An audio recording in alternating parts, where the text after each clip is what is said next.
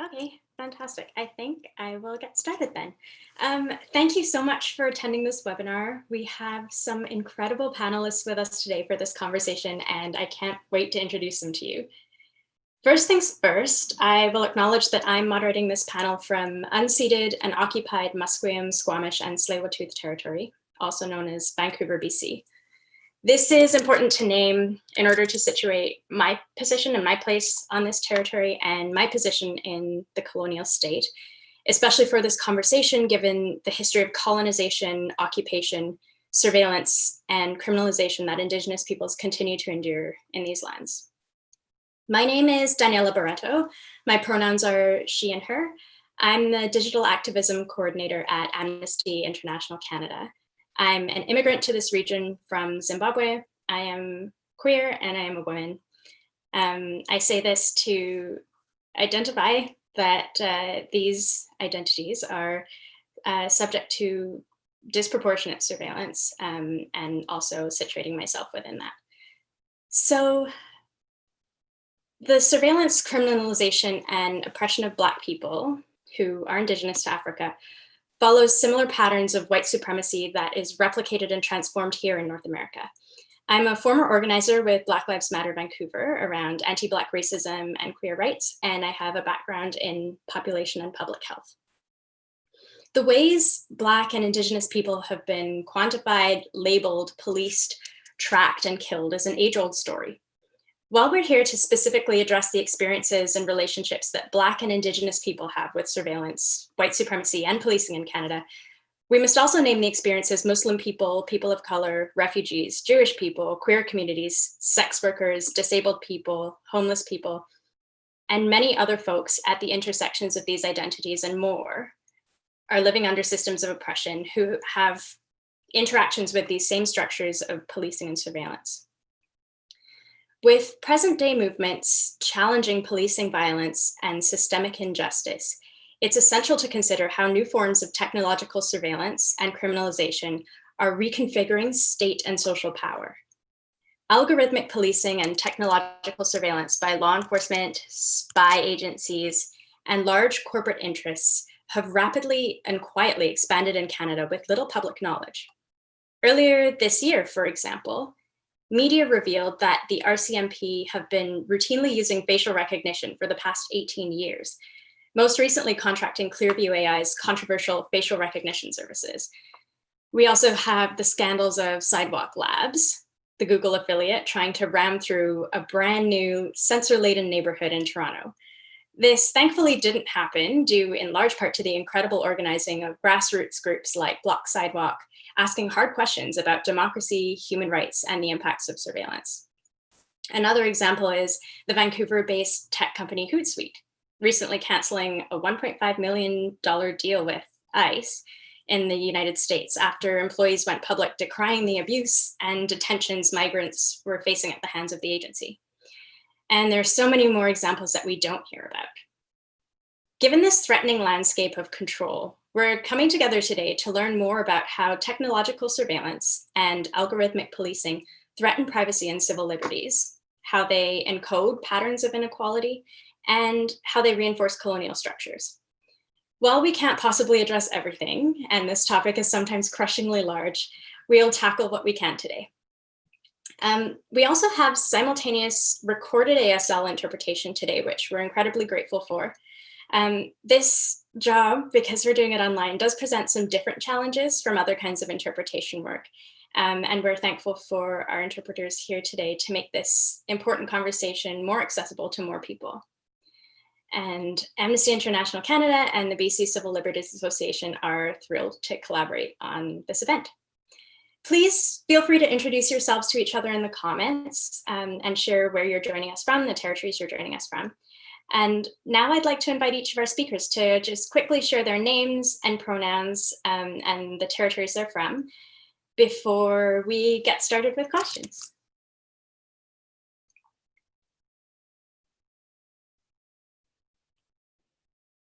I'm happy to start. Good afternoon or good morning, depending on where you're joining from. My name is Kate Robertson, pronoun she, her. I'm a criminal defense lawyer in Toronto, as well as a research fellow at the Citizen Lab at the University of Toronto.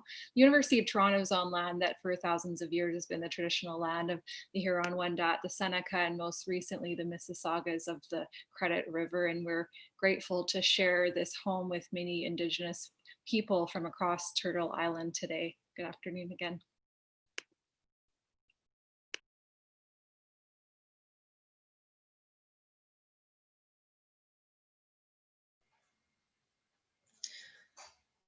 Hi there, this is Slato. My English name is Molly Wickham, and I am the spokesperson for the Gitdimt'en checkpoint on Wet'suwet'en territory. I belong to the Cassia House, which is the Grizzly Bear House, and we're occupying our sovereign unceded lands in so-called British Columbia.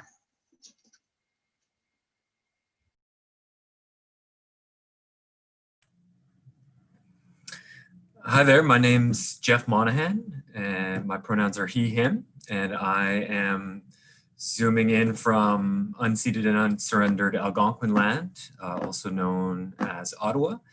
I'm an academic. I work at Carleton University, and I research issues of policing, surveillance, and national security practices. And I'm very much looking forward to learning a lot today and having this conversation with you.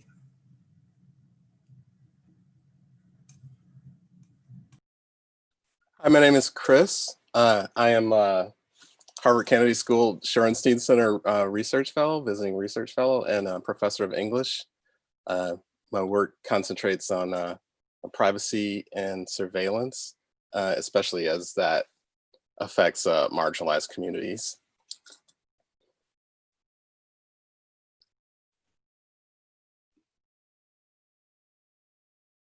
Fantastic, thank you.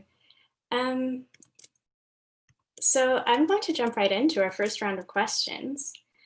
The goal here will just be to allow everyone to introduce their work and situate it in the context of our conversation. We'll have about 10 minutes for each speaker. So maybe we will start with Molly Slato. Can you describe the ongoing land defense work that you're involved with? That is a big question. And what have been your personal experiences with policing and security forces in your traditional territory or elsewhere? Thank you for having me. I'm really happy to be on this panel to talk about our experiences here in Gitdimt'en territory and in the Wet'suwet'en Nation, and as an Indigenous person in so-called Canada. We have been resisting Coastal GasLink pipeline since its first inception, and all pipelines for that matter for about the last decade. All of the hereditary chiefs of the Wet'suwet'en for the 5 clans of the nation have said that there are no pipelines to be going through our territory. One of the main reasons for that is because we have one of the last clean drinking water sources, a major headwaters to all of the rivers downstream all the way to the ocean for us, these salmon spawning rivers that are so important to us and sacred and central to our identity as a people. So we've been resisting this pipeline, and for the last several years, there have been militarized raids on our territory, on our sovereign territories, simply because we are following Wet'suwet'en law, because we are enacting Wet'suwet'en law on the ground here in Gitdimt'en territory. Unistoten, one of the other clans, has been doing so for quite a long time, for the last 10 years, occupying their territory, and now Leksamisu is occupying their territory. So there's a lot of work that's happening here, and it all relates back to our governance and our system and our way of being Wet'suwet'en. And so we have been heavily criminalized for this in the last several years, particularly, but long before that, as we all know, our colonial history, we've been jailed in our history for practicing our ways, and that continues on today. And it's very, very much at the forefront of relationship between so-called Canada, the state, and Indigenous people. especially in so-called British Columbia, where there's no treaties that have been signed here amongst our people in this area. We have never ceded or surrendered our territory. And so we've seen things. So in 2019, there was a standoff and the conflict that happened between Coastal GasLink, which plans to put a fracked gas pipeline right through our territory, right underneath Wickham, our river, and actually within the next few weeks plans to start drilling underneath our river while our salmon are spawning and while our people are still utilizing these spaces at a very important time of year for us during hunting season. And so in 2019, I was arrested in a militarized raid on my own territory and removed from the territory and put in jail, taken to a city, 4.5 hours away and brought in front of the Supreme Court for charges of breaching an injunction. And so these injunctions are being used, and there's been a lot of work done around this that's very pertinent to our understanding of how government and industry are working together to criminalize our people and push through projects. And so the charges ended up getting dropped against me. I didn't spend more than a few days in jail. I wasn't charged or sentenced. Actually, nobody that has been arrested on our territories during any of these conflicts has ever actually been charged with breaching the injunction. And so basically the RCMP and the state are using this injunction as an excuse to remove us forcibly from our territories, as an excuse to criminalize us, to make us appear like, that we're not abiding by law, that we are terrorists in our own lands. And so that is a huge tool that's being used against all Indigenous people right now are these injunctions that are, they set a very low bar in how they get passed and corporate interests. We've seen an extremely close relationship between RCMP and the corporation CGL in our experience.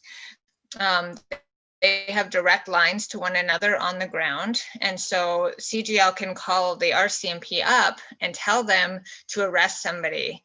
And they can also, and we've seen this experience on the ground when our people have been arrested, that they can easily call up the RCMP and tell them to let us go.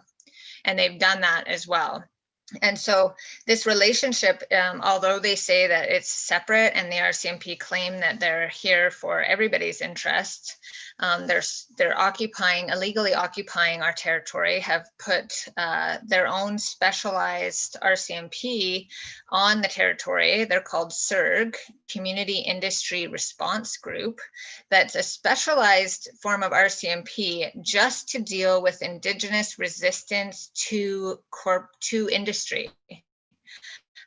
Which speaks volumes to the relationship that the state has with these private corporations in oil and gas industry. And so there's no accountability with this CIRG team. A lot of these CIRG members are coming from different areas of the province.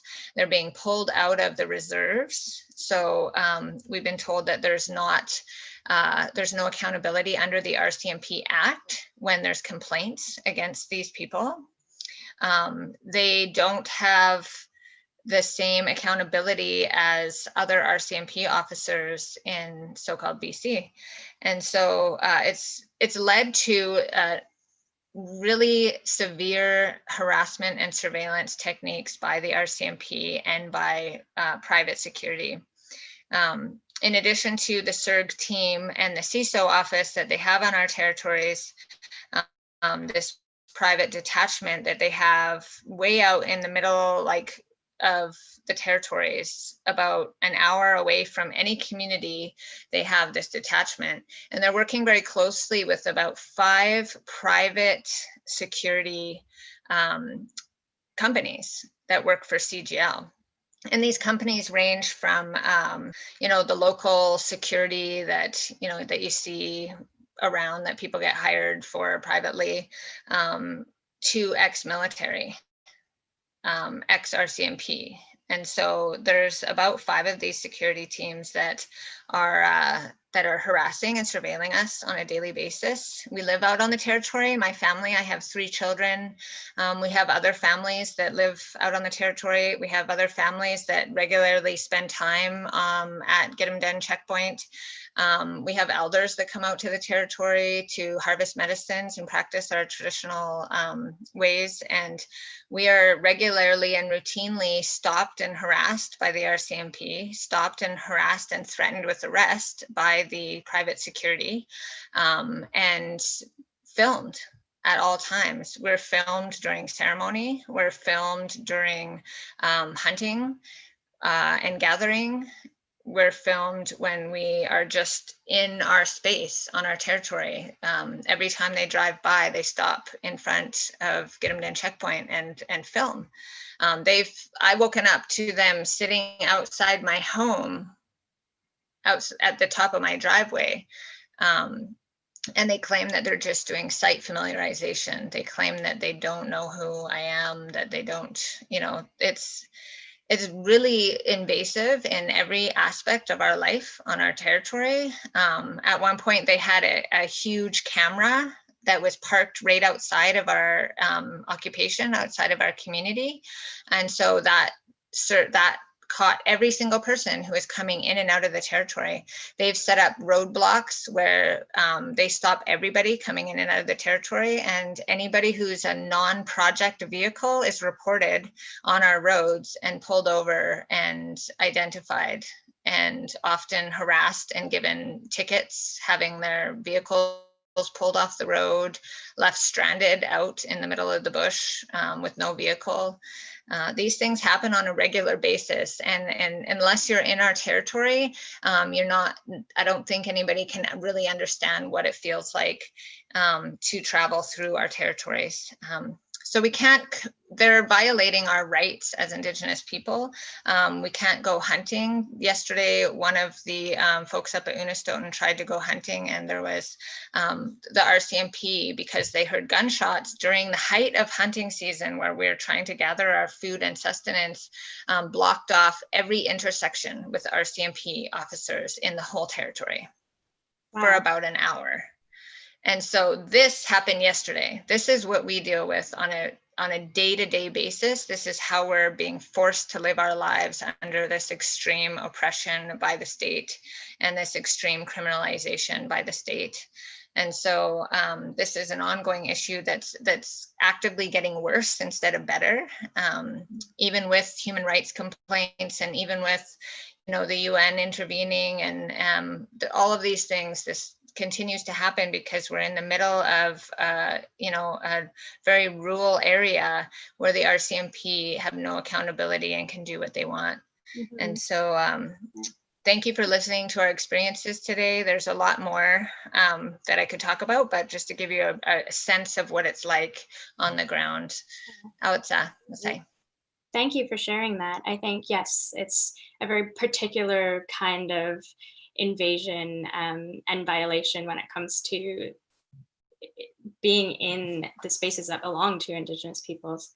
And there are threads definitely of those tools of intimidation and filming and that sort of surveillance that is in your face that I think many marginalized people experience to varying degrees as well. So thank you so much for that, Slido.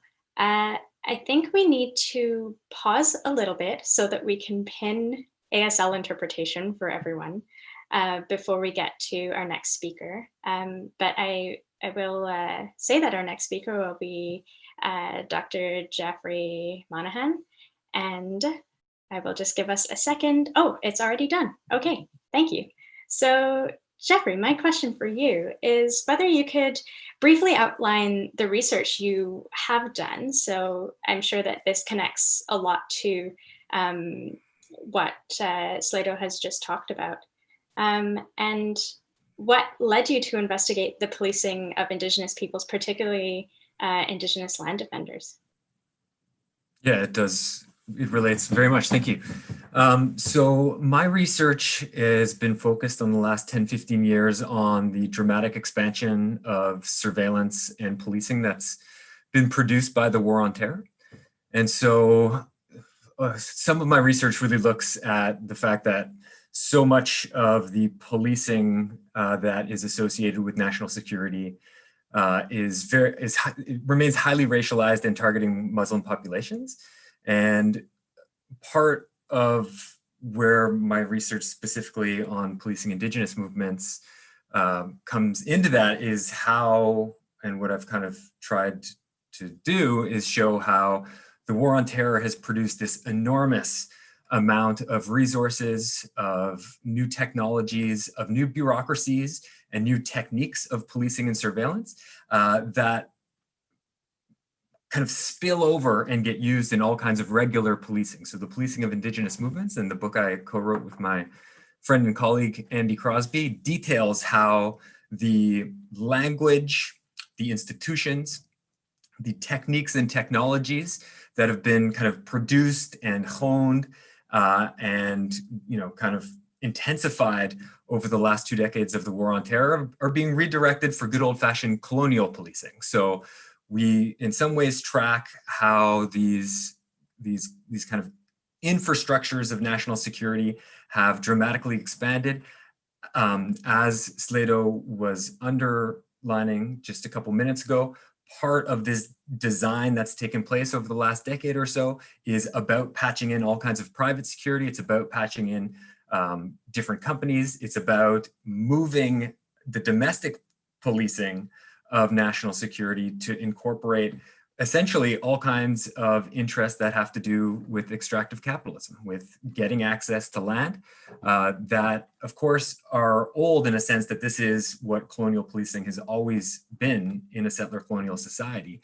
But it has this all kinds of new dynamics that are kind of graphed over from the War on Terror.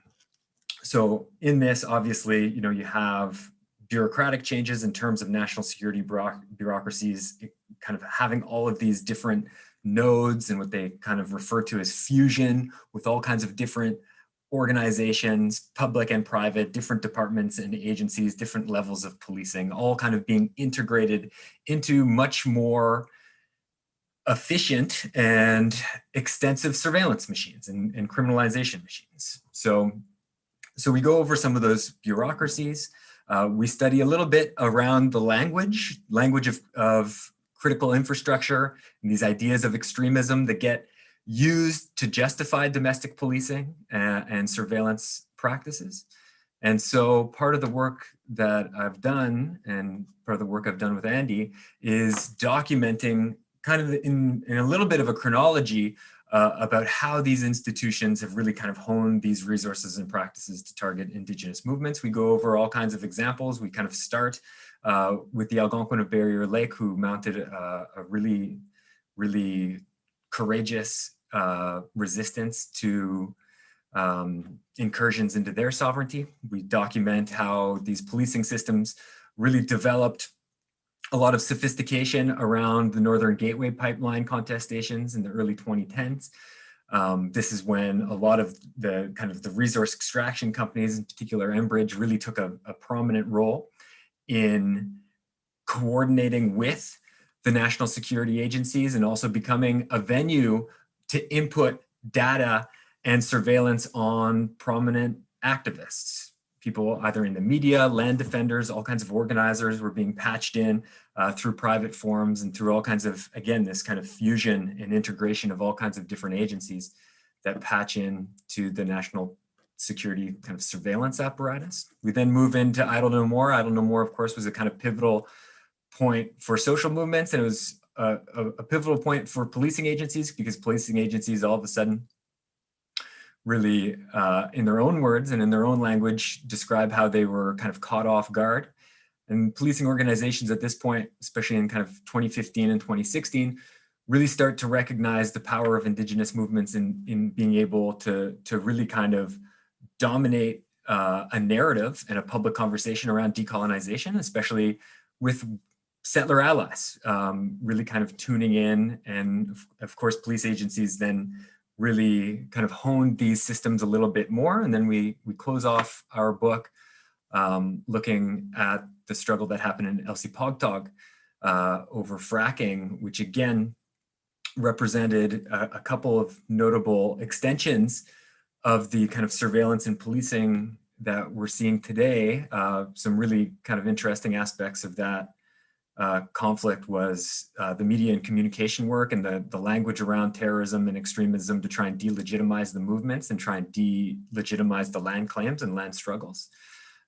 As well as, there's very localized racism, much like we've seen Wet'suwet'en territory in terms of the RCMP. And so what I think, just to conclude, what my work, and especially my work with Andy, has done is used access to information. A lot of us who have been around for a long time, who listen and learn from social movements, or even read the newspaper, know that policing and surveillance has dramatically increased. There's lots of anecdotes and there's lots of evidence, really important knowledge that's produced by social movements about how integrated and integrated surveillance is and about the extensiveness of contemporary criminalization. But what we do is we use the government and the government's resources to be able to narrate their own surveillance and criminalization efforts. So we use the Access to Information Act to detail this dramatic expansion of data banks, of surveillance, of the antagonism within policing agencies that see themselves as opposed and having a certain responsibility to try and demobilize and undermine decolonization movements. So that's our work, and thank you for having me. Fantastic. Thank you, Jeff. Yes, you definitely raised some important ideas around how extremism is often used to justify expansion of surveillance, and also how we don't equally experience the effects of surveillance, how it's particular groups that are often targeted. So thank you so much for that. That's some fascinating work. And so to connect to that, I think that our next panelist, Kate, if ASL pinning has worked, I can ask my next question. Kate, you recently authored an unprecedented report with some colleagues at the Citizen Lab in Toronto on the scope of technological surveillance and algorithmic policing across Canada. I'm wondering whether you can provide quickly for us. I know that you just had a presentation about this on Friday that is also available on YouTube. Can you provide an overview of the landscape of algorithmic policing in Canada and what that looks like, particularly for Black and Indigenous folks?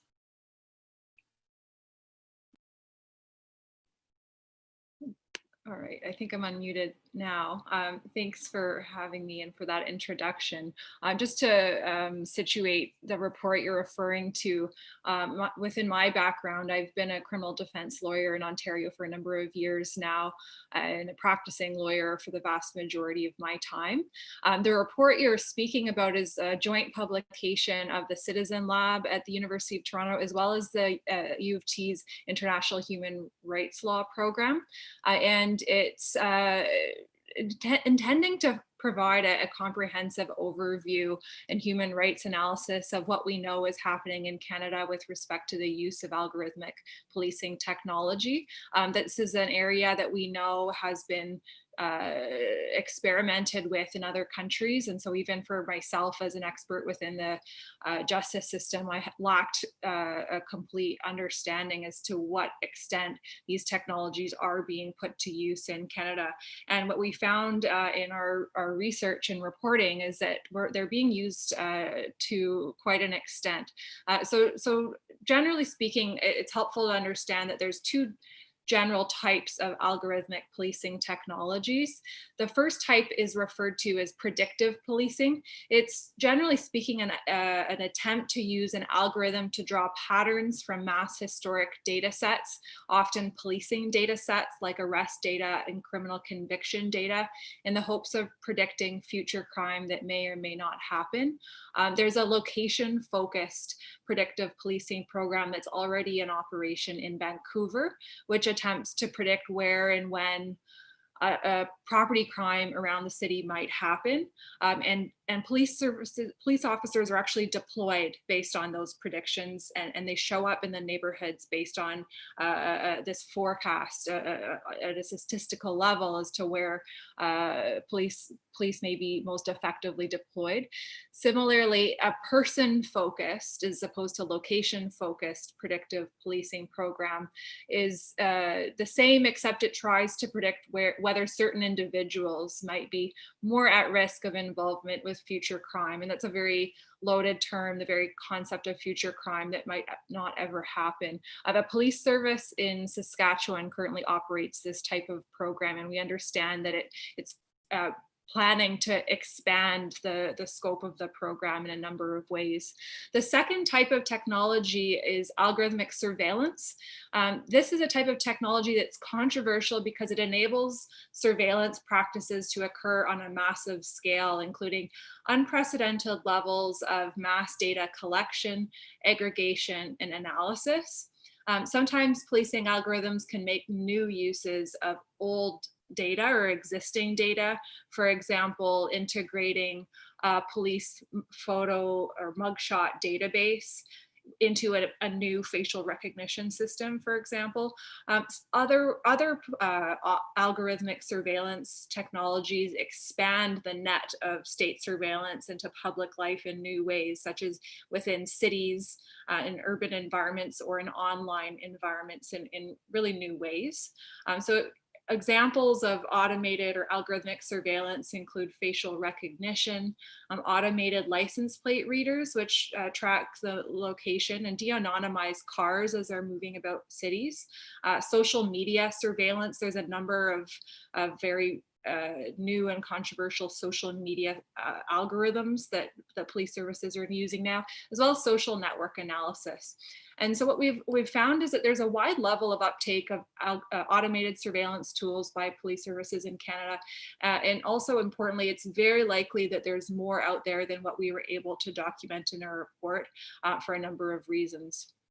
So algorithmic policing technologies, it's important to have this conversation within a long discussion about the human rights impacts of the role of criminal justice in Canada, because algorithms have a tendency and a danger that scholars in this area have identified that has the potential to lead to heavy human rights costs, particularly for racialized, Black, Indigenous, and low-income communities, many of the identities that you described at the beginning of this talk, Daniella.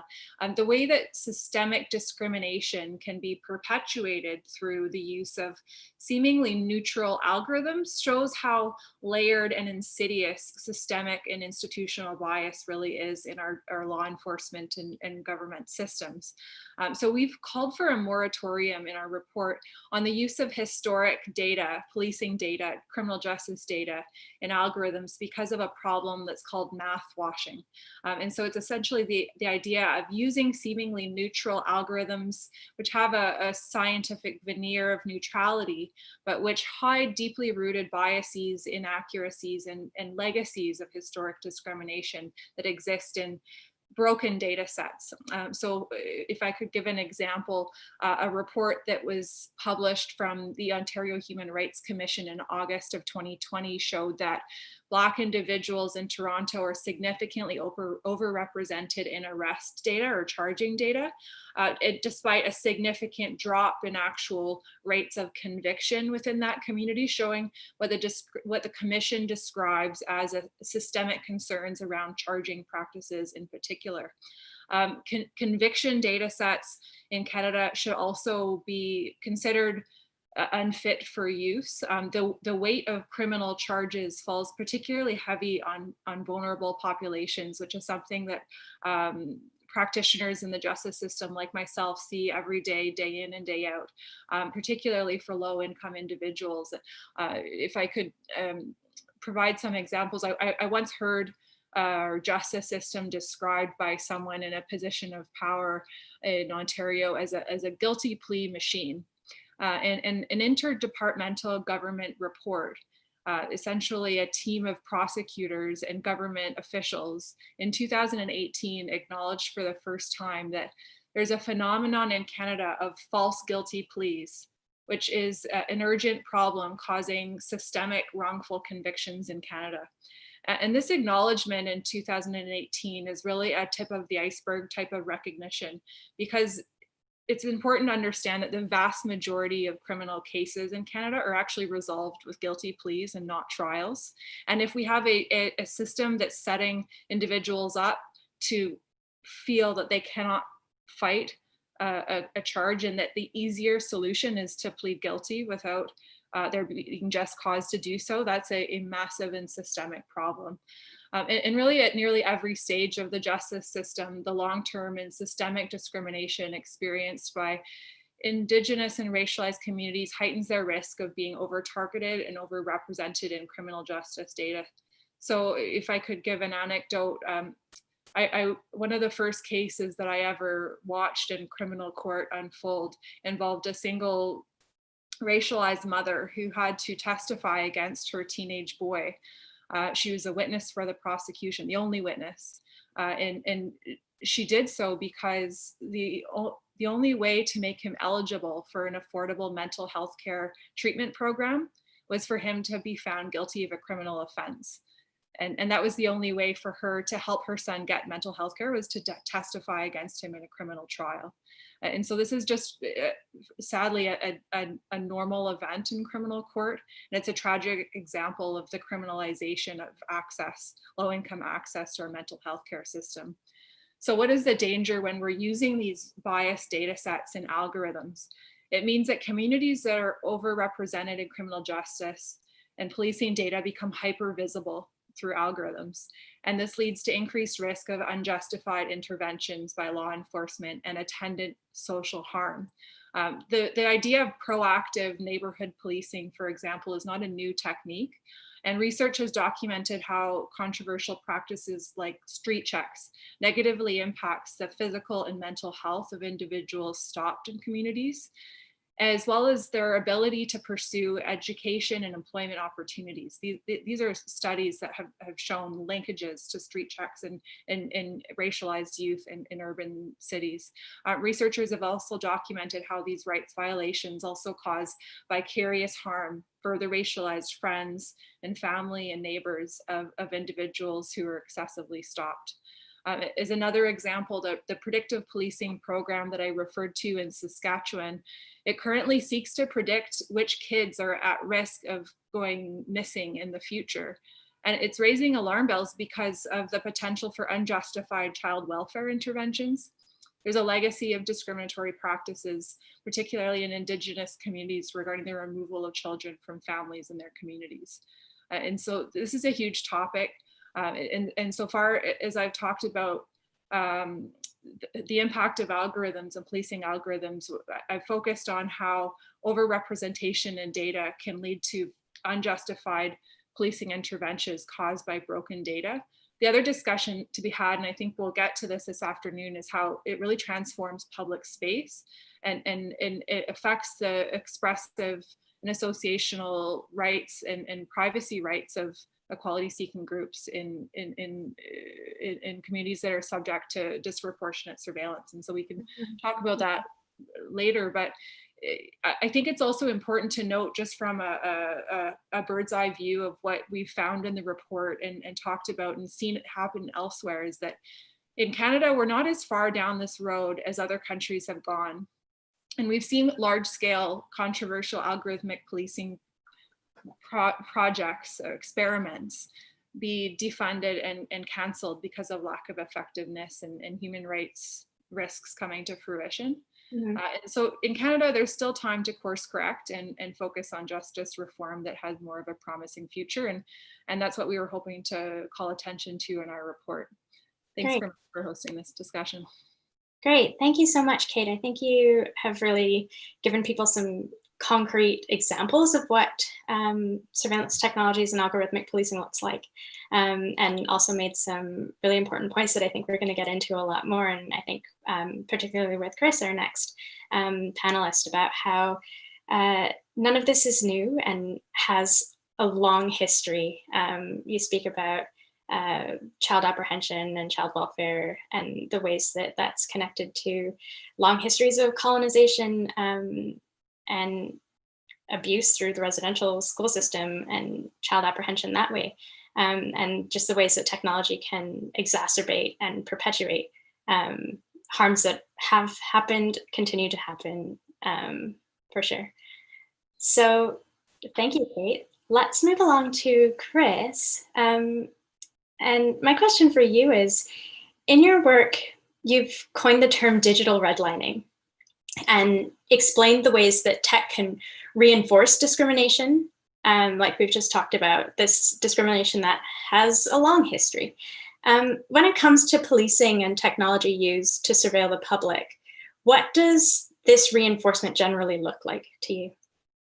So thank you, first of all. And so when I talk about digital redlining, the way I usually describe it is the creation and maintenance of tech practices, policies, pedagogies, and investment decisions that enforce class boundaries and discriminate against specific groups. And so what that looks like, I'll use an example from where I live in Detroit, is an endeavor called Project Greenlight, which is a citywide investment in putting surveillance cameras on businesses and some residents across the city. There's about 700 now, but the mayor has said the goal is to have over 4,000. And each of those cameras has the ability to, so they report back to a command center at the police headquarters. And each of those cameras has the ability to do real-time facial recognition. And so in a city that's over 80% Black, you know, so I mean, in a city that's over 80% Black, and the police chief himself has said that the facial recognition on its own without human help can be inaccurate as often as 96% of the time. You know, so this in itself kind of displays an amount of over-policing, but also discrimination baked in to that policing. Just recently, in the last several months, we've seen 2 false arrests of Black males in Detroit based on being misidentified or falsely identified by facial recognition. It also looks like, as Kate mentioned, predictive policing algorithms, gang databases, or algorithms that try to tie crimes to algorithmically determine if a crime is gang related. Kathy O'Neill, who has written the book Weapons of Math Destruction, has said that there's no crime data, just arrest data. And that speaks to the ways that the foundation of the disproportionate arrest, over policing of marginalized communities feeds these algorithms, which then kind of, as again, Kate mentioned, get the sheen or veneer of authority because it's math. But it also looks like devices like the Ring doorbell and platforms like Neighbors, which is associated with Ring, and Nextdoor, which play a lot into white anxieties about who belongs and doesn't belong in people's neighborhoods. And across the country, we've seen lots of viral incidents of Black people being having the police called on them for doing very mundane activities like selling water or trying to get into their apartment building or trying to go swimming or bird watching. And one of the things that these technologies do is allow people to amplify those anxieties and those fears and broadcast them to wide swaths of people. And I mean, frankly, endanger the lives of marginalized folks, because that's what you're doing when you call the police on them. I mean, one other thing I would mention, as Kate mentioned, is that it's automated license plate readers. to go along with Ring, because now that technology has become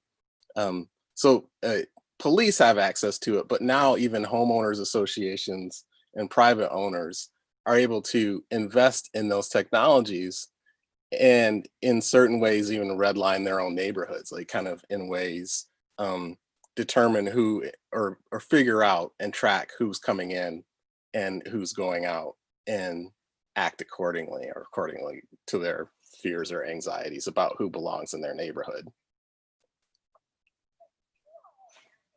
Yeah, absolutely. Thank you, Chris. One thing that kind of I think we could chat about a little more is how inaccurate facial recognition is. And often it seems to me that police, different police organizations in the States or Canada really want to be using something like this. Maybe it's connected to the way that the media has always sort of had these cop movies.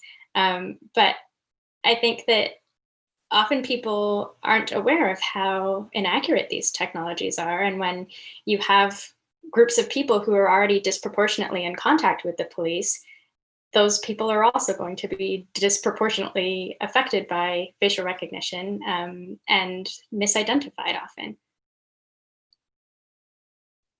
Absolutely. And I think we see a lot of that discussion too, even with before facial recognition, we saw it with body cams.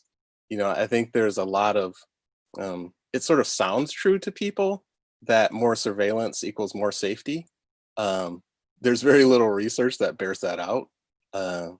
But as we, and I think it's important too, to note that they don't work, but also that even, so that facial recognition has a long history of being less accurate with certain populations, particularly Black women, but also young people, so there are a lot of gaps in how it works.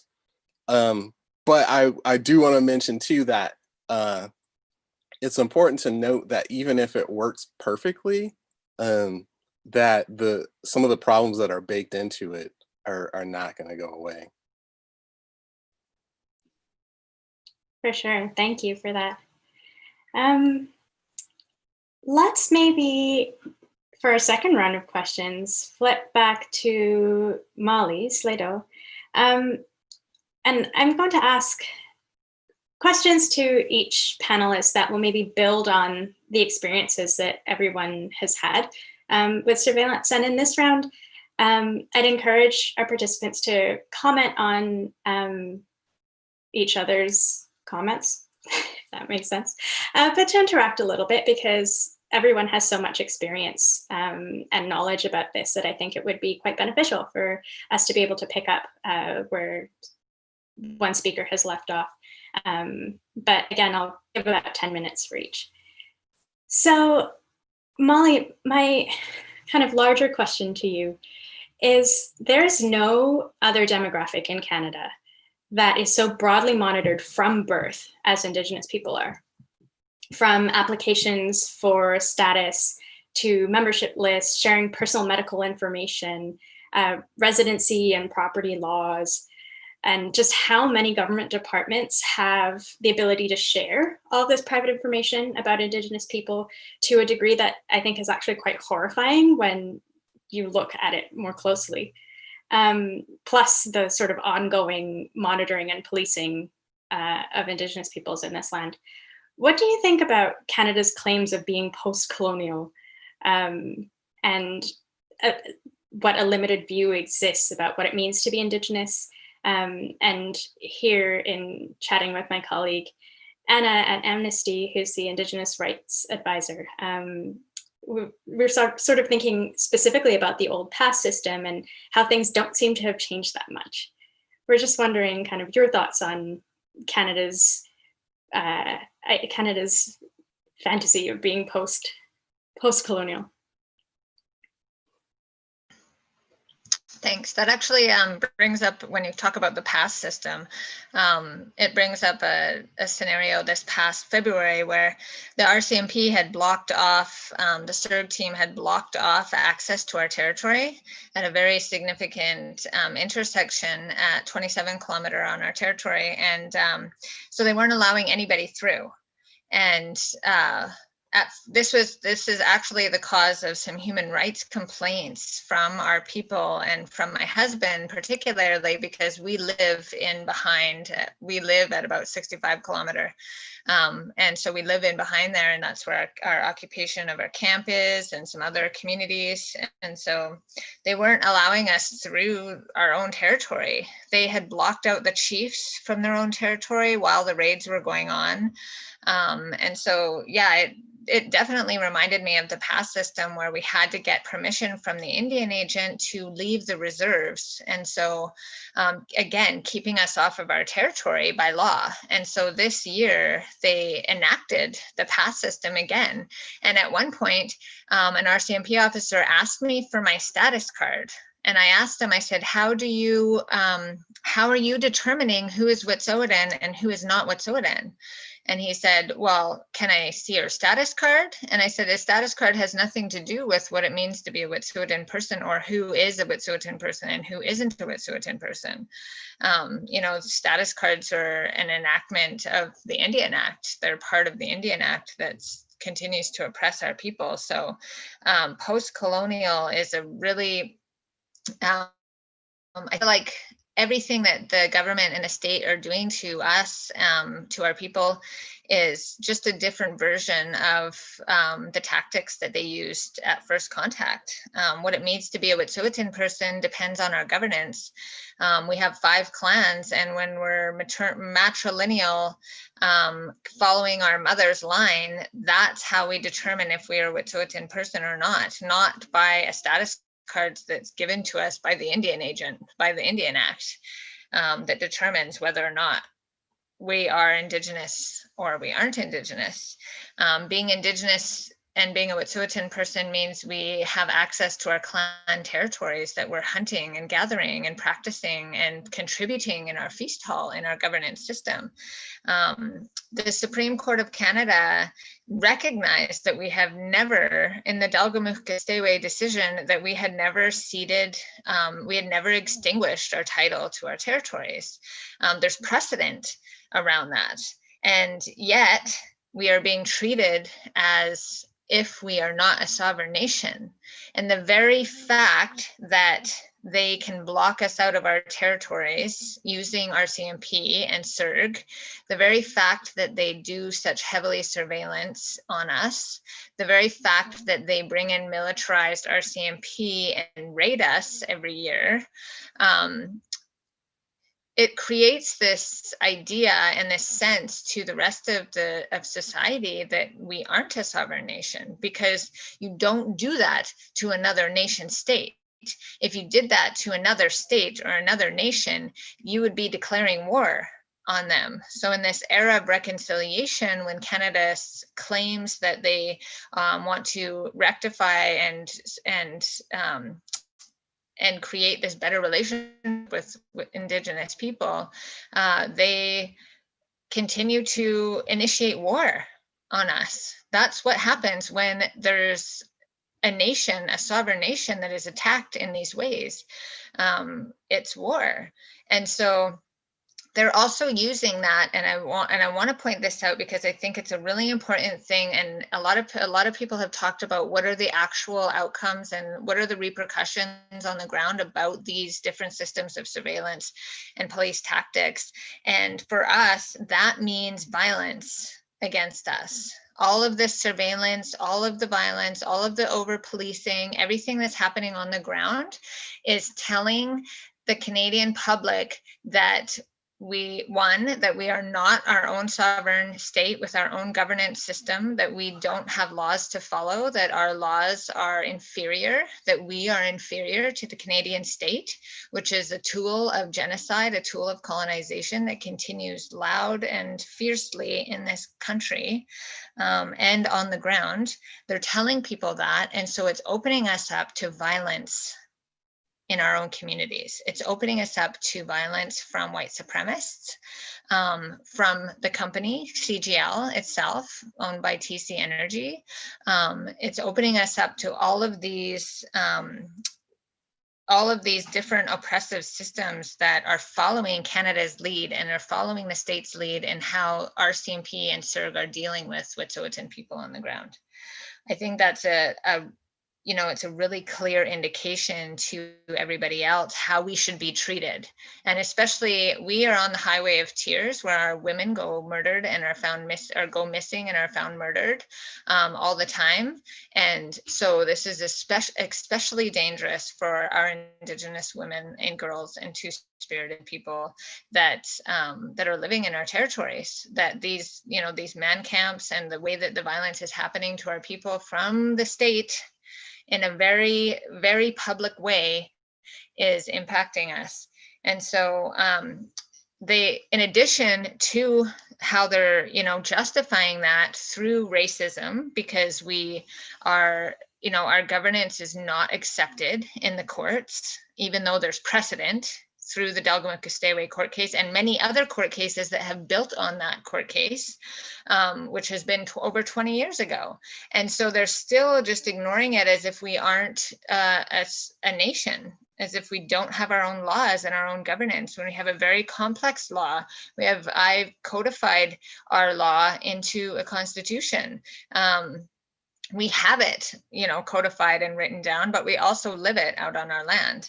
And so they're undermining that in very significant ways. They're trying to undermine the people that are actually on the ground living a Wet'suwet'en lifestyle from the broader view of our governance. So trying to draw divisions within the band council systems, within our hereditary governance system, and from the people that are actually on the ground.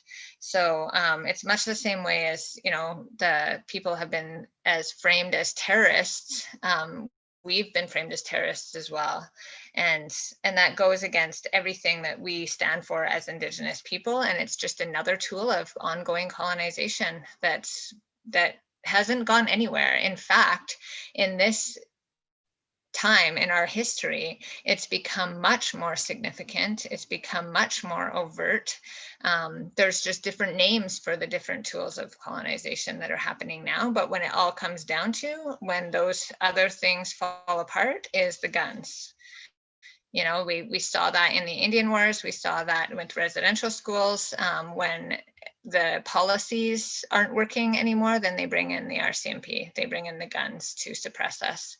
When the other social control mechanisms aren't working, when there's too much resistance. So that's what I think about a post-colonial Canada, is that it's a huge farce and that it doesn't exist in our world. Our world is the real life living on the ground is a very oppressive experience with state violence on a regular basis. Thank you. Yes, thank you for sharing that. I think you're so obviously right that surveillance means so much more than just watching. That there's all of these opportunities to sort of shape a narrative and continue towards colonial ends, and surveillance is a tool used to do that. Absolutely. Jeffrey, I have questions for you next. I'm not sure if anyone would like to add on to what Slido has just said, or whether we can move on and maybe incorporate that into what you might say next, given time. So I have two questions that are kind of similar for you, Jeff, or they're very connected, so I'll ask both. Your book outlines what you call a mosaic of policing. So this is a sprawling array of national security and policing agencies, industry and corporate partners, and public bureaucracies that are increasingly integrated through surveillance, intelligence, data banks, and institutional partnerships in efforts to preempt or disrupt potential threats. So that is a lot of words, and I'm wondering if you could speak more to that mosaic and what that looks like in Canada. And then more specifically, some of your research revealed a program of surveillance that specifically targeted Indigenous land defense specifically Project Sitka. And I'm wondering if you could speak a little more to that and what that means for social, cultural, and political rights. Sure, thank you. Yeah, well, in a lot of ways, Project Sitka really kind of ties in the answer to this kind of mosaic of policing. And in some ways, the mosaic of policing has really intensified in ways that Slido is really underlining. There is, in some ways, a really concerted effort to safeguard colonialism. And I think that the raids in Wet'suwet'en territory were a real stark and blunt illustration of contemporary colonialism and the colonial present using that kind of police violence. And it's a police violence that's also resting on a legal violence that is just part of the contradiction that is built in to how Canada is a settler colonial state. Even if you look at the Delgamuukw decision that has kind of like progressive elements, there's a line in the Delgamuukw decision that says that the point of Section 35 of the Charter is to reconcile prior law, civilization, Indigenous nations with the assertion of Crown sovereignty. And that notion, what John Burroughs calls the alchemy of sovereignty, is the kind of racist splinter that is in the heart of the Canadian state. It is an expression of white supremacy and the idea of European supremacy having law to assert sovereignty over other nations. And any government articulation of nation-to-nation relations and reconciliation is always by the Canadian state under the idea that Canadian sovereignty is supreme. And I think we need to work, settler allies need to work at really attacking that colonial present and the idea that this kind of racial hierarchy where white law and European law gets to suppress other forms of sovereignty is where decolonization needs to go. And I think that, the contemporary moment is one in which colonization is ever more present and violent in asserting that sovereignty, but we're also working and trying to undo this history. And I think Project Sitka was a specific national security project that comes out of the national security bureaucracy's recognition that explicitly in what we know about Project Sitka is that the national security bureaucracy explicitly says, "Idle no more" caught us off guard. And then not explicitly, but implicitly, they say we need to learn how to demobilize these Indigenous decolonization movements and settler ally movements. And so what Project Sitka was, it gives us a little sliver into the data banking processes and surveillance processes that the national security bureaucracy engages in. Project Sitka was a year-long investigation in which they tasked the RCMP national security establishment, tasked all of their partner agencies. We don't know the extent of private agencies in there, but I think we can surmise they were involved, if not providing information to the public agencies or directly. And what they said was provide all of the information, go back in your data banks for at least 5 years. They go back to at least 2010. And the RCMP says, give us all of your information on prominent Indigenous rights activists. And so they compile all of this data. They go back to different demos, they go back to different incidents, they go back in all kinds of different databases, and they populate these data banks on 313 individuals.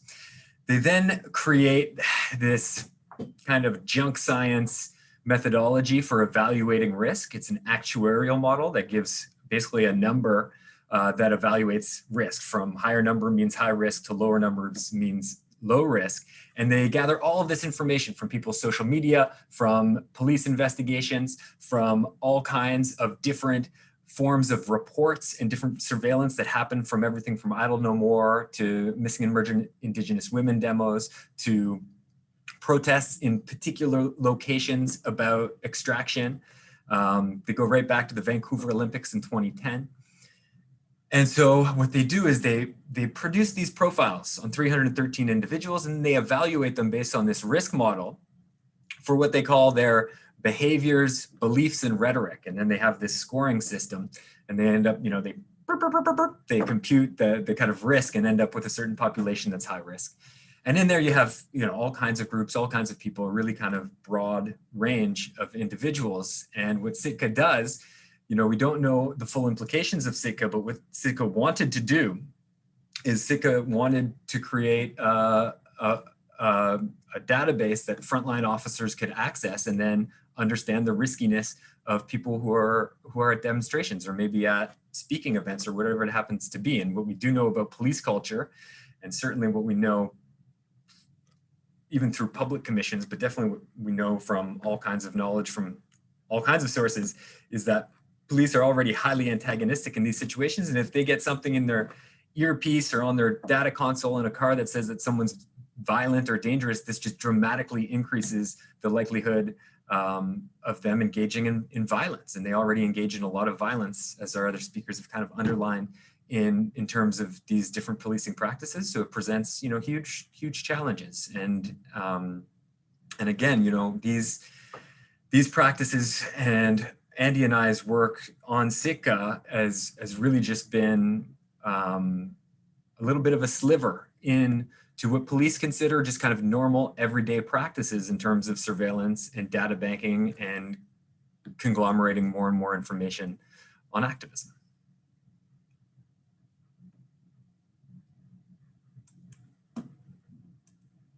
Thank you for that, Jeff. Would anyone like to sort of jump in here about what Jeff has said?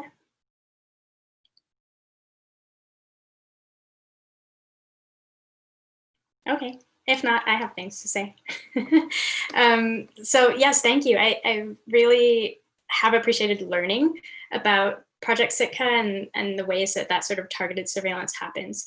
And I also appreciate you kind of tying it back to Vancouver and the Vancouver Olympics. And Kate, you did that earlier too, talking about geodash and predictive policing that's been deployed in Vancouver. I think a lot of these conversations are very Toronto-centric often and very US-centric, but it's important to recognize that this sort of technology and these sorts of surveillance tactics are used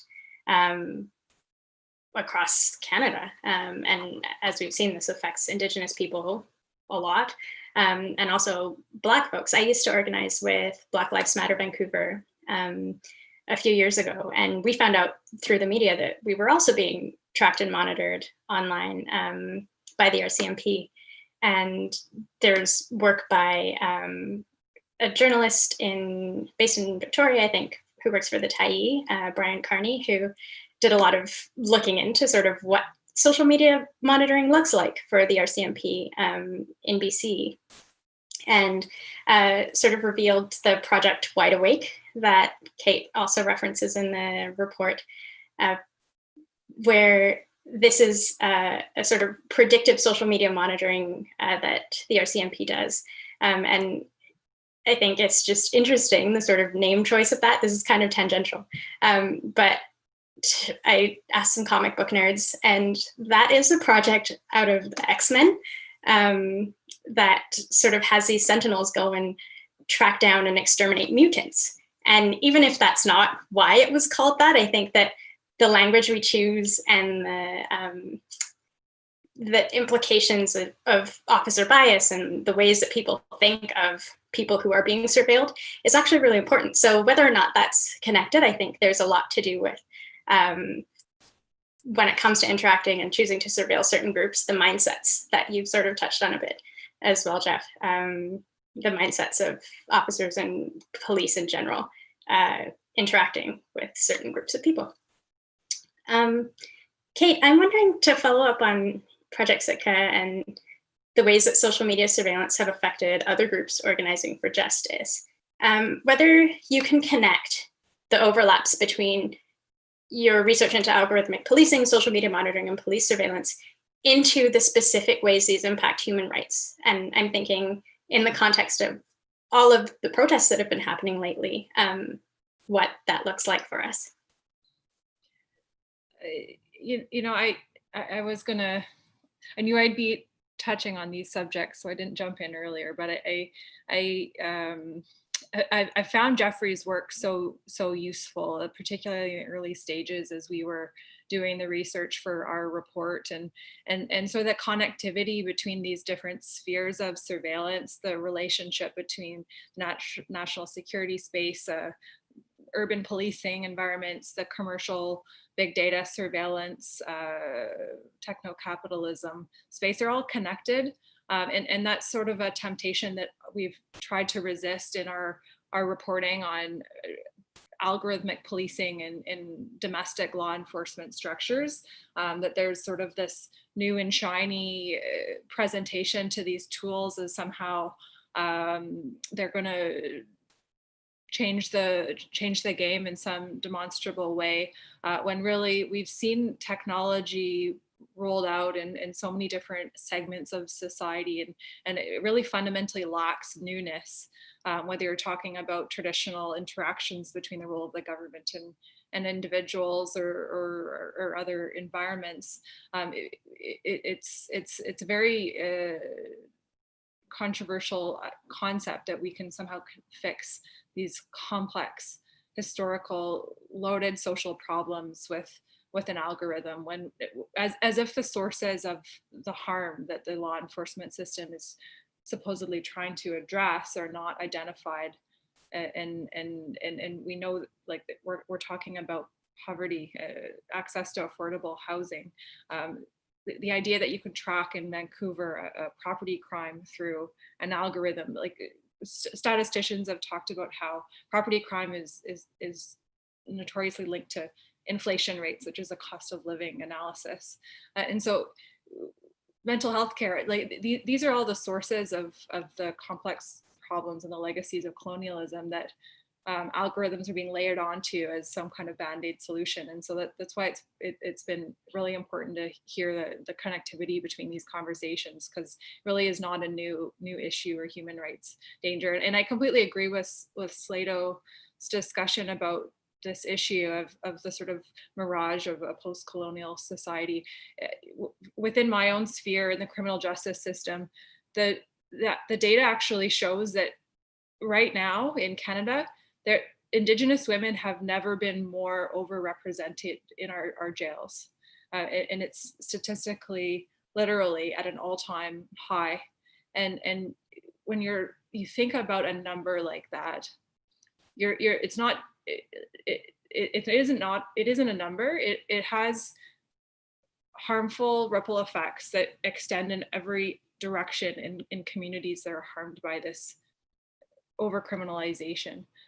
When you're talking about even statistics about loss of life in terms of real hard numbers, where your lifespan is literally shortened the more time that you've spent in jail. And statisticians and criminologists have talked about how families that have members removed and put in jails have ripple effects in terms of their own statistical likelihood to likewise be visible in jails in the future. It's a urgent and pressing problem that we can't ignore. And we certainly can't fix it through algorithms. But just sort of talking about Project Sitka and some of the other Project Wide Awake ways in which police services have integrated technology into their work. It's important to understand that when you're talking about the human rights impacts, they're very much bundled up, and there's a lot of interrelated ways in which technology can impact fundamental freedoms like privacy, equality, freedom of expression, the freedom of association. And big data policing is creating new risks by expanding current police activities to a new level. And I think I touched on that a few minutes ago when I was talking earlier. It allows an automation of surveillance capabilities far beyond the limits of human review or hand-coded data entry. And so when we talk about the deployment of automated surveillance, how it transforms public spaces into a space of police surveillance, we can't help but look at the impacts of that technique and those programs on public expression, including public gatherings and protests in places across the country. And so certainly privacy is part, it's not the only part, but it's an important part of the conversation, which I want to talk about for a minute. Because as much as the conversation has raised many dire facts, and this is a very horrible year by any standard that we could reasonably look to. It's a notoriously bad time around the world. There are certain positives that I do want to convey about the system of government that we do have in Canada. Our legal system has moved away from a conception of privacy as secrecy. And our privacy law literally protects a zone of freedom to enable free expression, autonomy, and liberty. And prior to the deployment of intrusive surveillance technologies, we were able to exist in cities and operate in online spaces with the freedom that comes with being relatively anonymous. And what I mean by that is that when you walk down the street, if you're standing outside of City Hall, you're posting to your social media accounts, we don't expect to be identifiable except for the handful of people that personally know us or in our social media networks. And this type of freedom and this space for freedom is very important, in particular for equality seeking groups who depend on free access to public fora in order to engage in expressive and associational activity to regain lost liberty and equality and dismantle systems of oppression. And the introduction of algorithms into online and outdoor environments is problematic because it's essentially changing the rules midway through the game. Right now in Canada, there's not strict rules, for example, governing when can a police service install a video camera that surveils people in their communities, and when can police services access video footage. These are interactions that sure are subject to some policy somewhere in City Hall, but they're not systematically regulated in a way that keeps up with the privacy interests at stake right now. We have the deployment of facial recognition systems now in many police services in Canada, and an increasing level of installation of cameras in a way that becomes much more significant with the advent of this new technology. And we have to recognize as well that this is particularly dangerous because the documented biases with facial recognition for Black individuals and women, and the use of facial recognition systems also heightens the impact of historic biases in arrest data because it causes the overrepresentation of racialized faces in police mugshot databases, which is where these facial recognition systems are operating. And right now, law enforcement authorities in Canada perceive a free license to deploy tracking, monitoring, and de-anonymizing technology because the activity under surveillance is occurring in public, and I'm putting that in quotes. But human rights law, as I said before, is not so simplistic, and it's designed to protect normative values, and it's designed to protect an aspirational conception of what we want our society to look like. Our expectation of privacy that our law protects isn't the expectation of the most pessimistic person, but what we should be entitled to expect.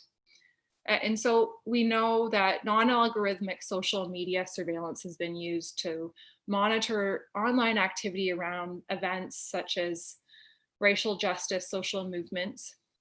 This has raised concerns for the human rights impact of more powerful algorithm-driven versions of these tools. For example, a software by a company called Media Sonar is a key example of the danger. The company was actually banned in 2016 from Twitter and Instagram for violating the social media company's privacy policies. And the banning happened after the ACLU shone a light on how the company had been encouraging law enforcement to identify threats to the public safety, again, that's in air quotes, by tracking racial justice related keywords such as Black Lives Matter. And Daniella, you're talking about how that has happened in Vancouver, that's happened in Toronto as well, in terms of the targeting of the hashtag itself and protest related activity in Toronto. I completely agree, it's not simply a Toronto related issue. And police services in Calgary and Toronto were both using media sonar before the program was banned from those platforms. This isn't a problem that's gone away. Toronto currently has another social media analytics software. They haven't disclosed how they're using it right now. The RCMP has Project Wide Awake. Brian Carney's reporting has been extremely helpful, and we relied on it heavily in our report. And we've also learned that just last month, the RCMP awarded a new contract to a company called Babel Street. And this is a particular concern because it's a company that you can learn a lot more information about it because it's been used extensively by a number of federal law enforcement systems in the United States. It's notoriously invasive capabilities. It can filter social and media content by geographic area, by hashtag, and it mines information from over 25 social media websites. This is now a company that the RCMP is officially working with. Wow. Okay. To the extent that these technologies are being used, they assert an authority to use them unchecked by oversight from judges. And they think they can do so because it's an open source technique that's a very loaded and not a meaningful term for predicting whether regulation and oversight is needed. And our human rights law is defined by something more important than what is secret and what is open. And so if you think about the free expression, the litmus test for whether or not police activity violates free expression is whether it has a chilling effect on expressive activity. And for protests in particular in courts, this is an area that's extremely ripe for improvement. I will say that's a more optimistic way to term the problem. And I think that working together with different communities in Canada will help us move forward on this problem to the extent that law can provide a source of a remedy. This is a layered problem, of course. Law is not the only answer, but if I could provide an example, the CCLA in 2010 tried to challenge the use of sonic sound deterrents, like these big sound cannons that were planned to be used at public protests around the G20. And the court, when they received the claim from the CCLA, they dismissed it on a ground they didn't have evidence of a chilling effect on how the protest was being planned and whether it would deter individuals from participating in the protest. And it's an impossible evidentiary standard. The very idea that in a grassroots movement you can simultaneously gather statistical data to prove a chilling effect is impossible. But there are ways that we can help. If for academic researchers who are listening today, you might want to take note to the extent it's useful in your own area of research.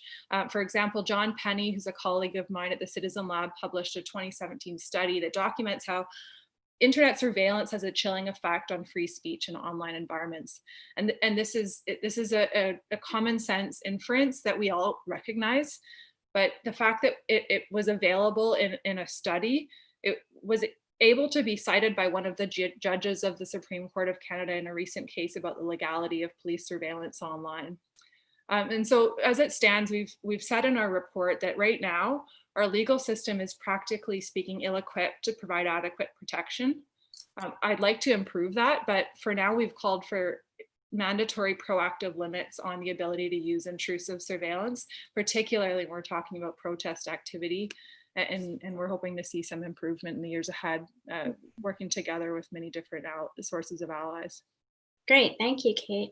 I think, yes, that study was quite helpful, and I think has been really helpful in the lived experiences of people too. I know anecdotally for me, after we found out that we were being tracked and monitored, that I stopped posting on Facebook basically entirely. And I think having research that shows that, yes, that is what happens to people, and that's what happens even if you're not directly under surveillance, really does have an impact on human rights and democracy at large. So in the interest of time, I'm just going to move along to Chris. Thank you so much for all of that, Kate. That was incredibly informative. For our final question for me, and then we will have some time left over for some questions from everyone watching. So my question to you, Chris, is a lot about the things that you post on Twitter. I think you have my favorite Twitter account ever, where you engage a lot about, obviously, surveillance, Amazon, ed tech, so tech that's used in education, corporate relationships with state institutions. And I'm wondering if you could outline what the connections are between tech companies' surveillance products that are sold to the public and policing practices. So I'm thinking things like Amazon Ring, like you mentioned, the doorbell with a camera, Google Nest, that's another similar kind of device, but inside. Amazon Echo, the kind of, even most recently, the indoor drones that have cameras that can fly around people's houses. I'm wondering if you can connect those sorts of products to policing for us and how this affects Black people and other communities who are over-policed and surveilled. Thank you. Thanks for the kind words. I mean, I would try to answer your question first by attempting a little bit to build on what Slato, Jeff, and Kate have said, which is, I think it's really, really important to note that surveillance is an essential arm of the white supremacist project. And so the reason that's so important, I mean, I think people have spoken to this, but I just want to emphasize it. The reason that's so important is that there's a notion, you know, that first of all, that it's just means sort of being watched. But there's, when you talk about surveillance to folks, like one of the things, like one of the notions you have to disabuse people of is that, you know, sort of what they call like the nothing to hide idea, right? That if you don't have anything to hide, then you don't have anything to worry about, that you should be okay with surveillance. And I mean, there's whole books and scholarly tomes dedicated to debunking that. But I think an important thing to note, and why I say it's an essential element of the white supremacist project, is that the people who make that claim most often think that surveillance is going to be, that they're never going to be the object of the surveillance, that it's always going to work for them rather than against them, that they're going to be on the side of the power dynamic that they prefer. And so I think when we talk about this stuff, that's kind of important to consider.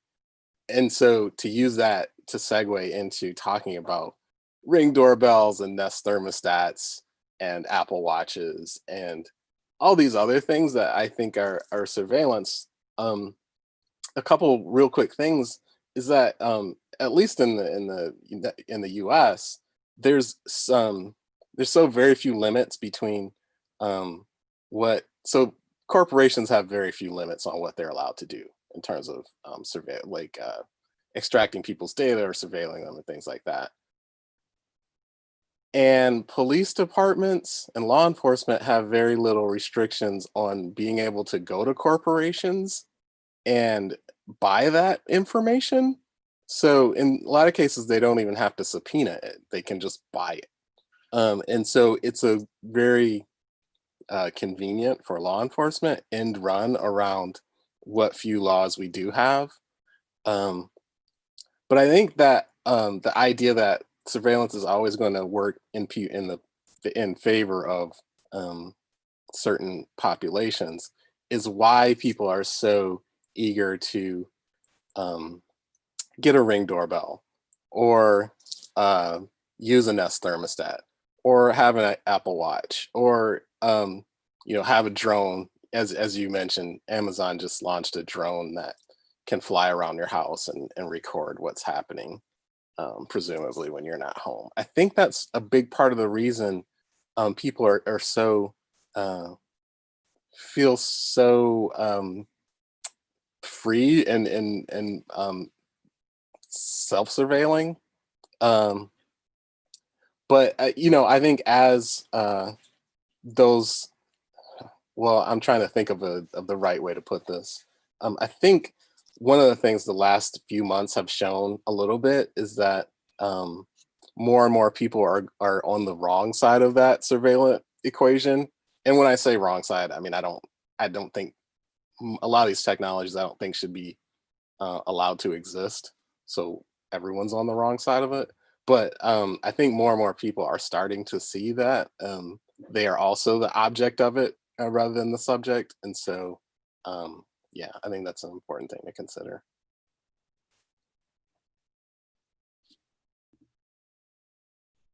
Absolutely, thank you. I'm going to move on to some questions and some questions. You have the answers, or maybe we don't have the answers, and that's fine too.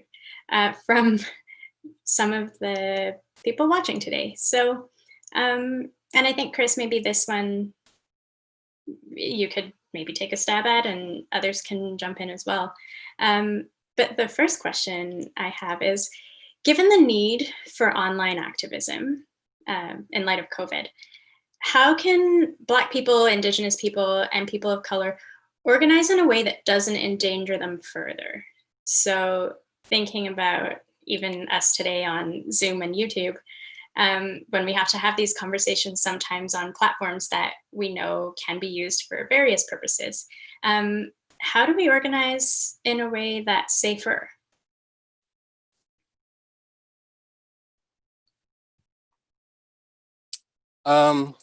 Did you want me to take a crack at it? Sure. And then Well, I mean, I don't have super satisfying answers. I think one of the things that we need to do is pay attention to how activists and elders did these things before these platforms existed. That certainly there were movements and activism before there was Facebook. And, I think that's a really important thing to note. Facebook, Twitter, WhatsApp, I mean, you name it. And I'm not here to say that they don't have their uses, but a key element of their use is surveillance of the people using them. And as long as that exists, that's going to be, a fire hose that is available to law enforcement or in one way or another. I don't want to take up too much time because I actually really would love to hear what other folks have to say about this as well.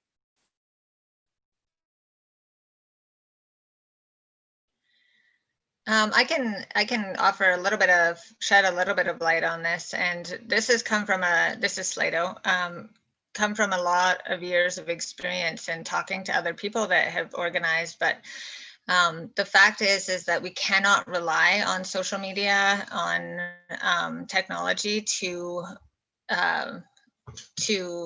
keep our movements going. And even though it's been a really useful tool, we have to acknowledge the fact that and do everything and say everything knowing that we're being surveilled. And so I think that there's, people have been organizing above ground and below ground for decades, for generations. Wet'suwet'en people wouldn't have a governance system right now if we didn't find ways to still practice our potlatches when the potlatch ban was on. So I feel like we need to make more connections with other groups, with other people, do a lot more face-to-face organizing, and know that when we're putting stuff out on social media or on on Zoom or having these kinds of meetings, that that we can expect that they're being monitored and that information is being used, and that we could use that to our advantage in a lot of ways as well. So I think that there's no real easy answer other than the fact that we cannot be reliant on these ways of organizing, and we never have been before. And social movements have been wildly successful in other parts of the world where we didn't use these kinds of platforms. And so I think that we need to really get back to that and building those relationships with one another, especially even with COVID. I think that there's safe ways that we can do that. There's still safe ways that we can be together, but we just have to be more creative about it and, look back at what our ancestors did and what other movements have done in this.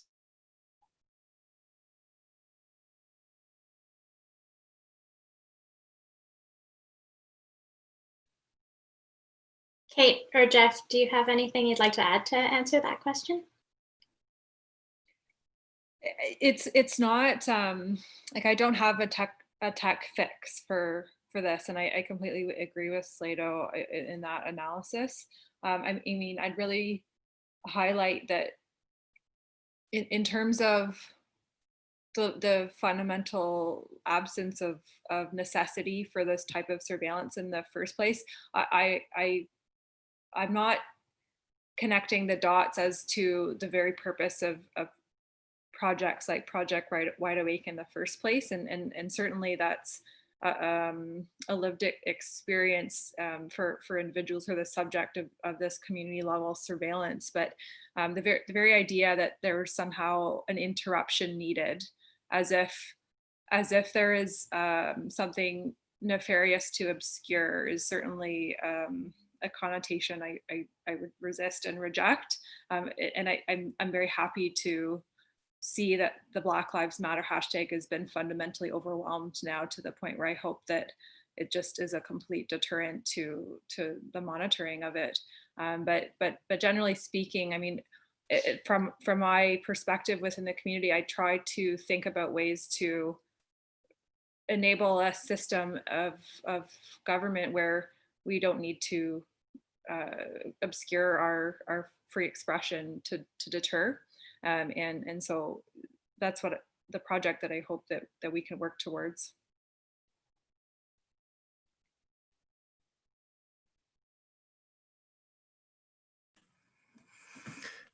I don't know if I have a great answer for this question. It's a great question. I guess I'm kind of like kind of techno neutral in some ways.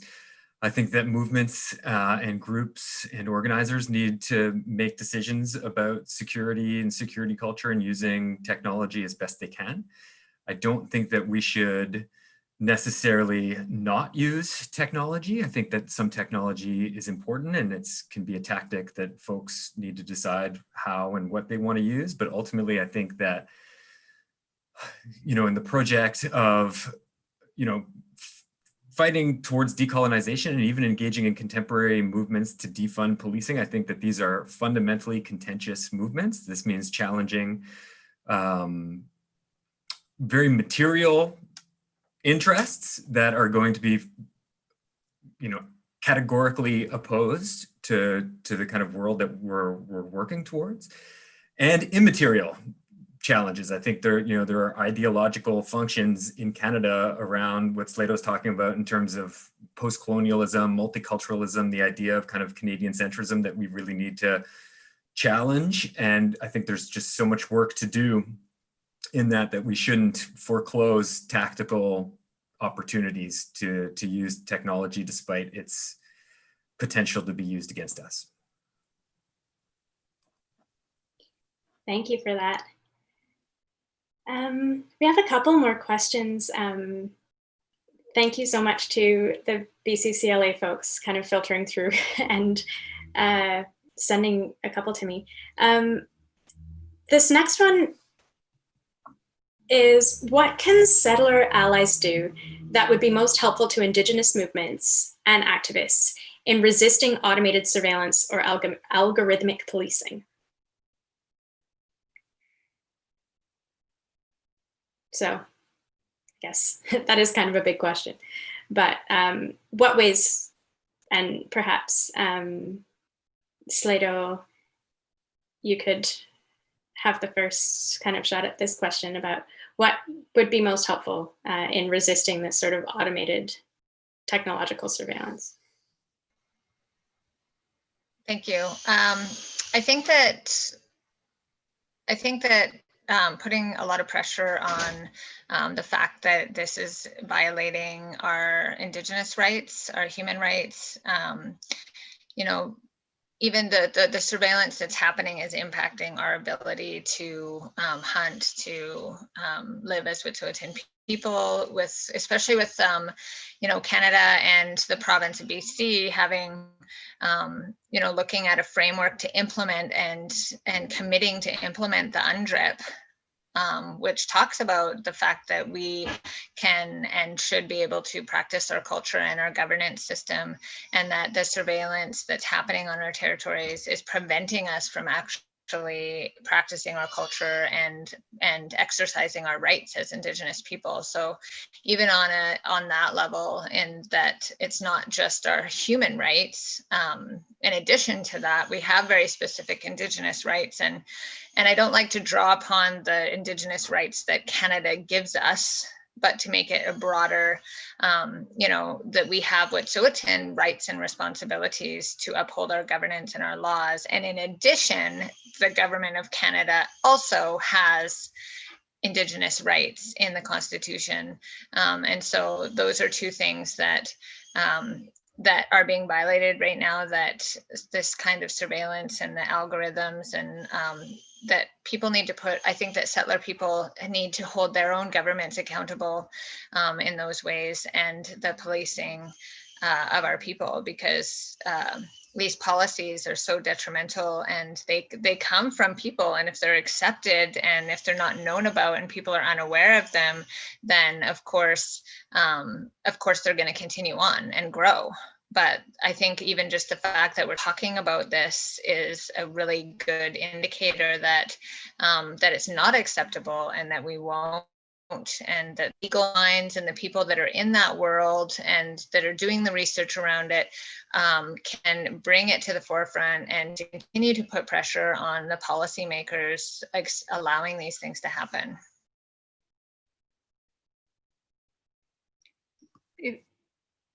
If I could add in, I mean, fundamentally, I think that it feels often like a daunting problem, in part because it is a manifestation and a reflection of a continuing legacy of systemic discrimination. I do think that it's important that we recognize that we don't have the luxury of feeling pessimistic about the problem in terms of working as allies. And we, in our report, identified 20 recommendations about a path forward.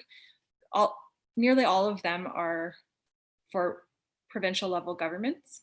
They're implementable at several levels of government.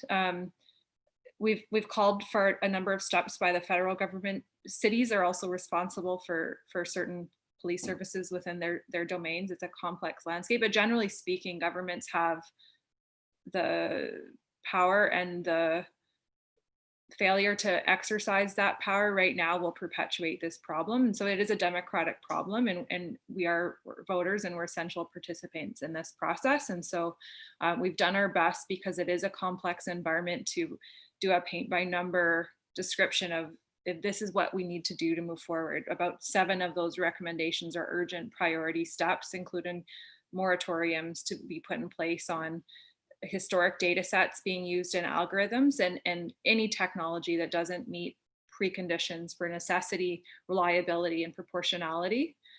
Too long, there's been a system of discretion given to police services, and we can have a long discussion about why that is. There's also a constitutional reason for it, that it isn't necessary.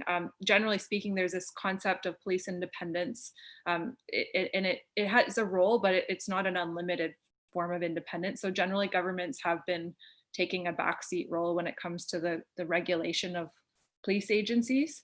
When you contrast to the space that Jeffrey works within, actually national security institutions are presently more well regulated than police services in Canada when it comes to big data techniques, and that's a discrepancy that makes no sense. And so this isn't a sustainable situation. I think that there will come recognition that we do need to do something about this. And so Canadian individuals or persons living in Canada all have a role to bring our voices to the forefront.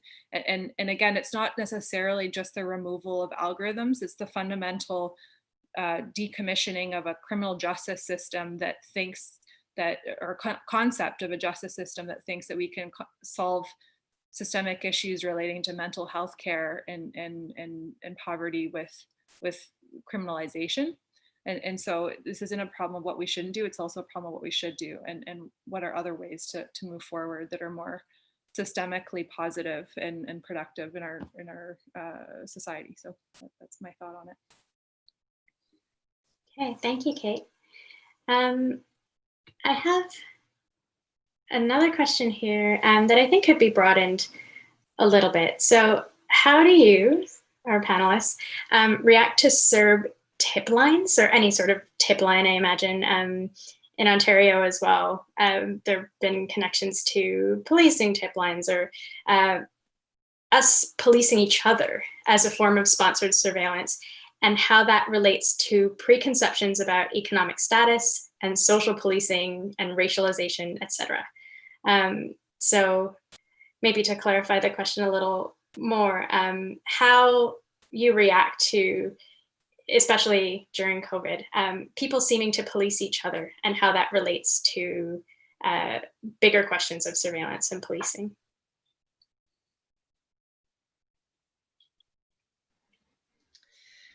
Yeah, so I can start. There's a long history of the government and how the state has us Indigenous people policing one another. So there's a lot of examples in how people were put into place by the Indian Acts to spy, or essentially use our own people to spy on us, to give intel. And I think that that continues to happen with our own people, with infiltrators into our movements, with provocateurs in our movements. And so we just always have to be aware of the fact that, you know, and it creates this situation where you have to be really vigilant about who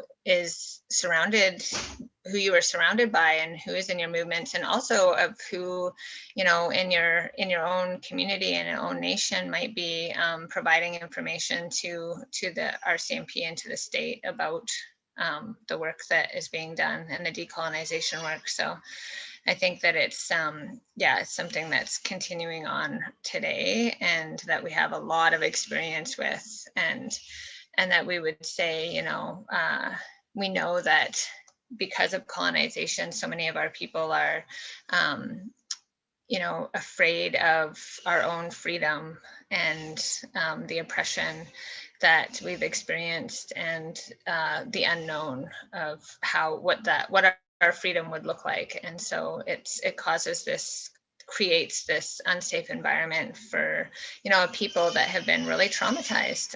Our communities have been really traumatized. So yeah, we just need to continue to do the work and know that that those people are out there, and that we have to be vigilant about that. Great, thank you. Chris or Jeff, do you maybe have anything to add to that about how sometimes we're policing each other, and how tip lines or other sorts of citizens telling on each other, I guess, relates to state surveillance, and particularly social policing and racialization? I mean, I don't want to be flippant, but, you know, I mean, there's like a saying, like, abolish the cop in your heart, you know? And I mean, one of the things I'm really invested in is, and I think, again, the last several months have very much shown this, is that the idea that policing is a solution, you know, or that you should call police on people, or snitch on people, you know, if you want to use that term, for minor infractions is an idea that I think we all need to get rid of. You know, because, and again, particularly for marginalized populations, there's a very real chance that that person is going to be subject to violence and even death if you call the police on them, whether it's for selling water, or for some other minor infraction. And I think that there's a lot of these technologies that market themselves as community technologies, but, you know, as in Ring, Neighbors, Next Door, Citizen, things like that, but that are really they're anti-community technologies, and that they're kind of snitch apps in disguise. And so, yeah, there's no way I could advocate for these things. I think we really need to investigate and tear down the notion that for minor annoyances that we call the police.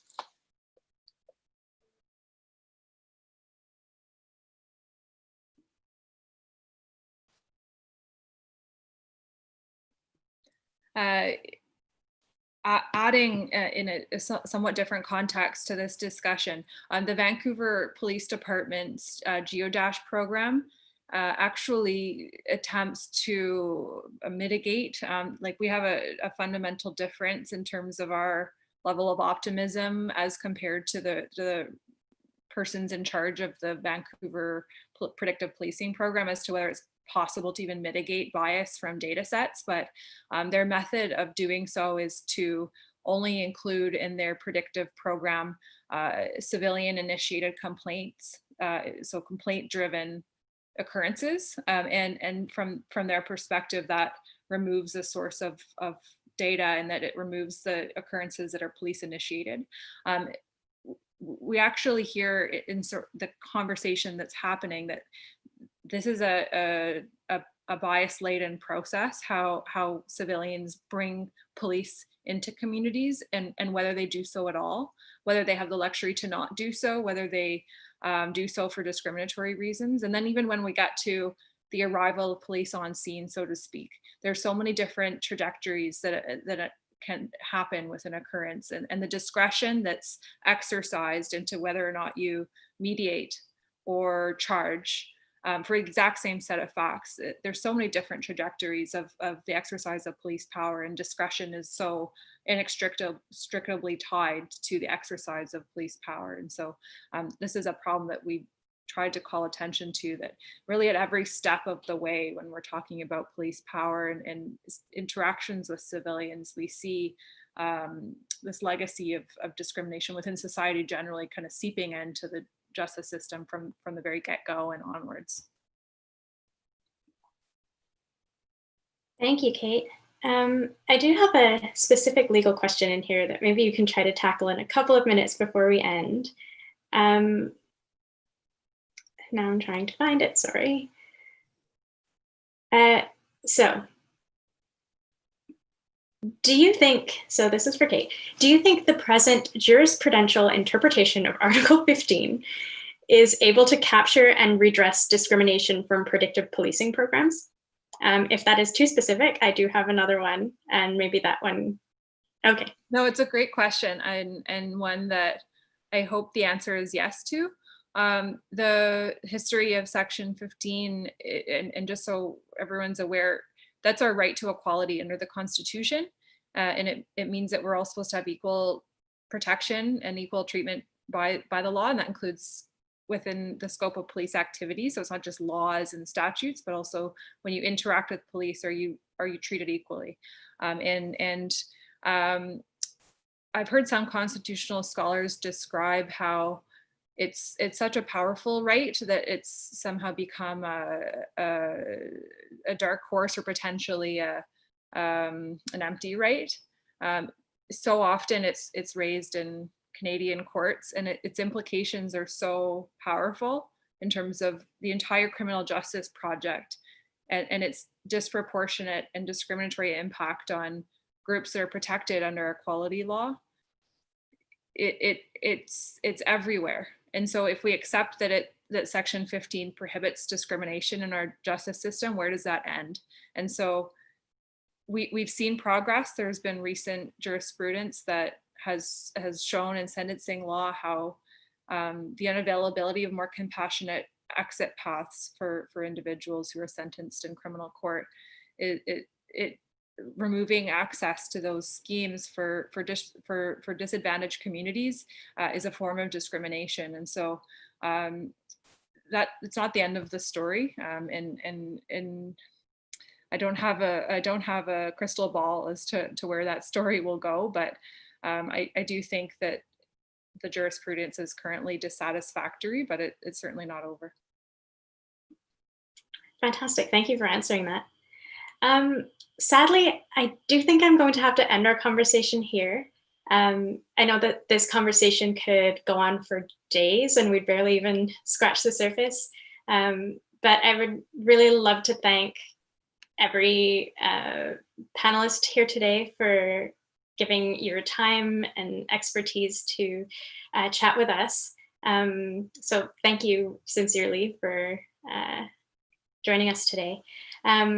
If folks are interested in a little bit more background about this, a book that I found really helpful is Simone Brown's Dark Matters on the surveillance of Blackness, and Robin Maynard's book, Policing Black Lives, which sort of contextualizes the experiences of Black folks in surveillance and policing in Canada. And yeah, I'd also like to thank all the folks on the other side of the screen with the BCCLA figuring out all the tech stuff. Thank you so much.